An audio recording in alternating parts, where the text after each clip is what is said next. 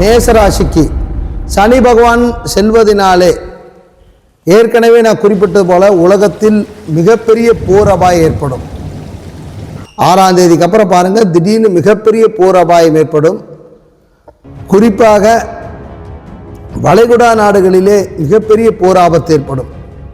வளைகுடா நாடுகளில் போர் ஆபத்து ஏற்படும் பொழுது உலகளாவிய இடத்திலே பொருளாதார சந்தையிலே தங்கத்தின் விலை அதிகப்படியாக உயரும். பெட்ரோல் டீசல் விலை கூட அதிகப்படியாக உயரும். உலகம் அளவு ஒரு அசாத்தியமான சூழ்நிலை வரலாம். இந்த ஆண்டு மேச ராசியில் சனி பகவான் கெட்டவனுடைய கெடுபலன், அதாவது செவ்வாயோட சேர்றது நல்லது அல்ல. செவ்வாயோட சேர்றது நல்லது அல்ல. செவ்வாயும் சனியும் சேர்ந்தால் உலகம் முழுக்க நெருப்பினுடைய ஆபத்து வரும், மோசமான போரபாயம் வரும், கொடூரமான மரணங்கள் வரும். நிறைய குறிப்பாக பாருங்கள், நிறைய இடத்துல கொள்ளை சட்டங்கள் எல்லாம் மோசமான பலன்களாக தான் இந்த 1-2 வருஷத்துக்கு இருக்குது.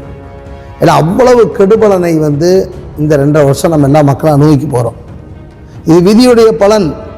பாருங்கள், நான் இன்றைக்கி சொல்கிறேன், இந்த மார்ச் மாதத்துக்கு அப்புறம் மார்ச்லேருந்து நிச்சயமாக உலகம் முழுவதும் ஒரு பெரிய ஆபத்து சூழ்நிலைவோம்.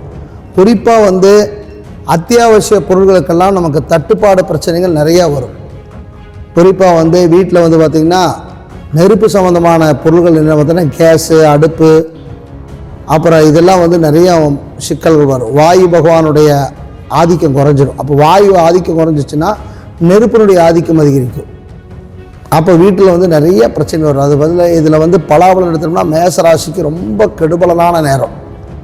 மேசராசிக்காரர்கள் ரொம்ப கவனமாக இருக்கணும்.